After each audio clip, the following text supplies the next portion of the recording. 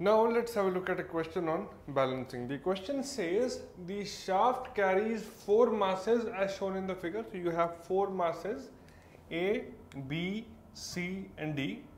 The balancing masses are to be placed in the planes L and M. So this is a balancing mass and this is a balancing mass. If the balancing masses they revolve at a radius of 100 mm, find their magnitude and angular positions. Just ignore this table for the moment. This is not given to you. This is what we have to draw. I'll talk about it later, but what is given to you is these two figures. So you have the, you can say, distances from the planes, or with, the distance in between the respective planes and the angular orientations of these 4 masses. Okay. Now, I don't know the mass of plane L and I don't know the mass in plane M. So we'll have to choose one of them as a reference plane, and I'll choose this as a reference plane. So any distance toward this is negative and towards the right is positive. Okay. So in between A and L you have 100, then 200, 300, 400, 500 millimeters. So all these distances are in millimeters. Okay, mm and mm. The radius of rotation of mass A, which is 150 kg, is 70 mm. The radius of rotation of mass L is 100 mm. Then B 200 kg, 60 mm. C 300 kg, 50 mm. M 100 mm, and D, which is 250 kg, 80 mm. Okay, so this is given to you. We need to draw 2 diagrams, the couple diagram and the force polygon. Now, with these lengths or distances in between the planes, we can draw the couple diagram, and with the centrifugal forces, these, we can draw the force polygon. Okay, let's come to this table. So what we will do is, we will make these columns, planes, mass, radius, force, L and couple. What planes you have? You have plane A, L, B, C, M, D. Write this in order as denoted on the diagram. Okay, so you have first of all A, then you have L, B, C, D.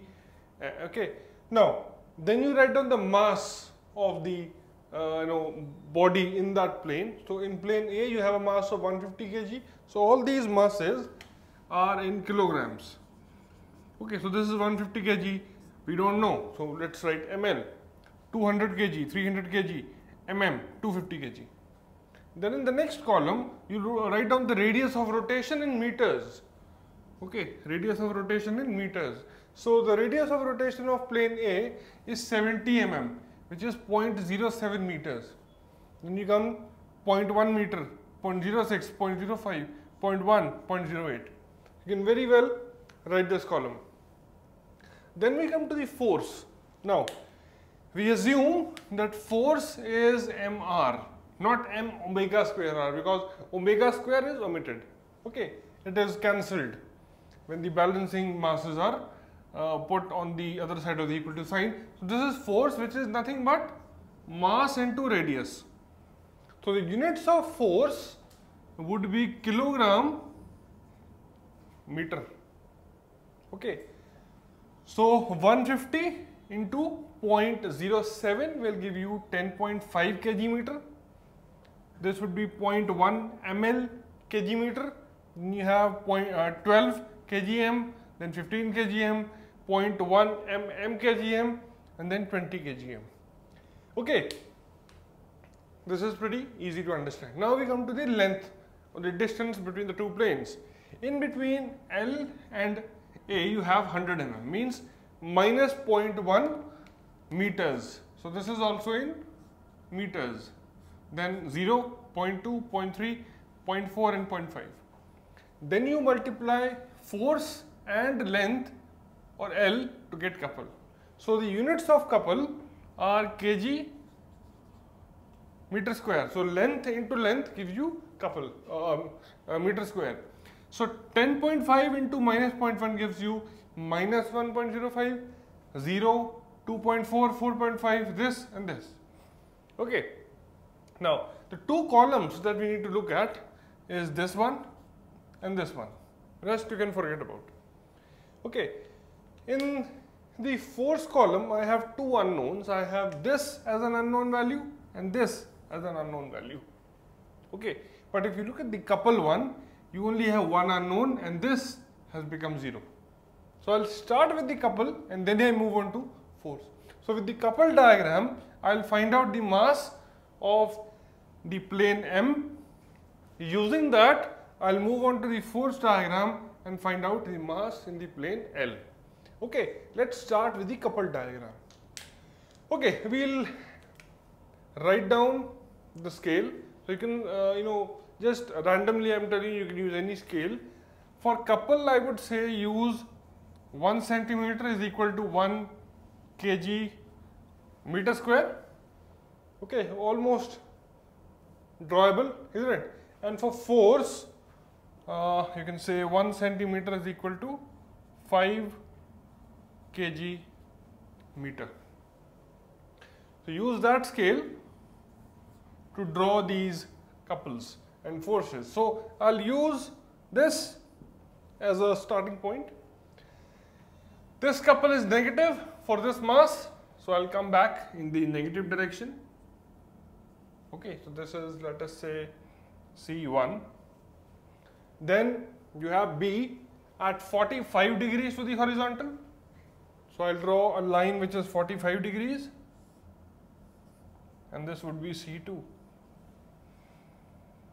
These lengths would be as per that scale. So this length would be 1.05 centimeters. This length would be 2.4 centimeters. Okay, then you have this C. So from the horizontal you have an angle of 105. So I'll draw this line and this would be it. So this is 2.4, this would be 4.5. So this is 105 degrees. 105 degrees. Okay. Now we come to plane D because this is a balancing mass. Okay, so this would be the closing side of the polygon. D would be how much? 10. So this would be 10 in a direction which is this. So from the horizontal, 120 plus 60, 180. 180 plus 45 gives you this angle, which is 225. So I can draw this line and go like this. Very big as compared to the other lengths because this is 10 centimeters. Alright, so this would be 225 degrees. So this would be C4. That is D. Alright. Now when you join this point to this point, and this is the closing side, opposite. This would be this moment, 0.04 times mass at plane M. And this angle, if you draw this angle, or this angle, this is nothing but close to 8 degrees by measurement. So the angular orientation is 8 degrees to the horizontal. So if I draw this, I'll just rub this off to make some space. This is M and this angle is 8 degrees. Alright, to the horizontal. Now if you equate this, you measure the length. Okay, that much length is equal to the couple. Okay, so you will get your mass in plane M as 192.5 kg. So we are done with the first part. And the orientation is 8 degrees. So all this is with the help of the protractor and the measurements. So this is the couple polygon. So with this mm given to us, I'll put it over here and use this table or this column to draw the force polygon. Okay, so with the force polygon, I can again start at this point. Okay, you will have your mass force due to mass A in the horizontal direction. So the scale is this. Okay, so if you have 5 kgm, you will be drawing 1 centimeter. So you have 10.5. So close to, you will draw almost 2 centimeters. Okay, this would be, I would say, this much force.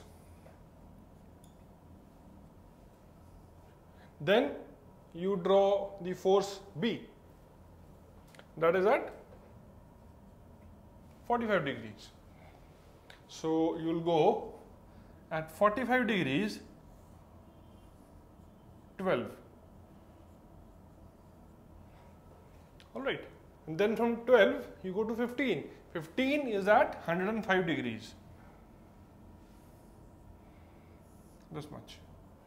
This is 15 and this is 105 degrees. Okay, from 15 you go to 20, which is at 225 degrees. This is 225 degrees.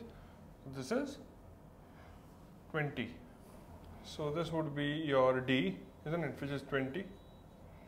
Now from D I'll go to the M1, this particular plane. So we'll calculate this as per the scale and draw a line at 8 degrees.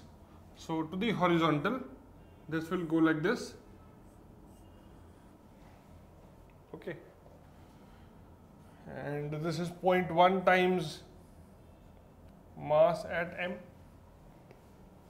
Alright, so this is 8 degrees, and the closing side of this polygon would be your this one, 0.1 times mm, and the angle would be, if you look at this, the angle would be 30 by measurement. This angle is 30, but 30 degrees, no, this would not be the case. It will be a closing one, isn't it? So this would be 180 plus 30, that is 210. So it would be somewhere about here. This is your mass L. So this is 210, which is theta L. Okay, so theta L would be 210 degrees, and with the measurement and the scale that we have taken, your mass at L will come out to be 235 kg. Okay, so this is how you balance such a configuration with the help of this table and the couple polygon and the force polygon. Okay, so I hope you have understood this. You can use these scales and these values in the table to draw these. Okay, so I hope you got this. Now let's move on to the next topic and talk about the balancing of reciprocating masses.